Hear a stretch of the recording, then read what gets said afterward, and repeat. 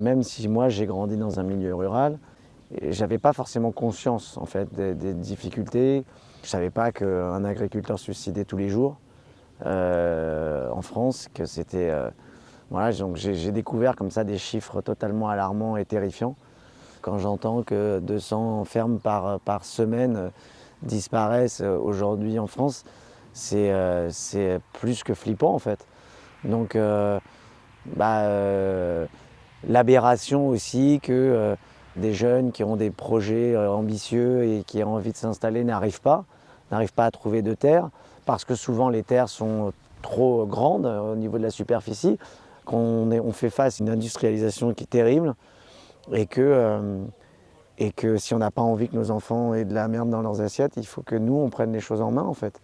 Et du coup, voilà, c'est comme ça que je me suis rapproché de vous, de Terre de Liens, parce que je trouve que le travail que vous faites est formidable et surtout essentiel dans cette jonction, justement, dans ce lien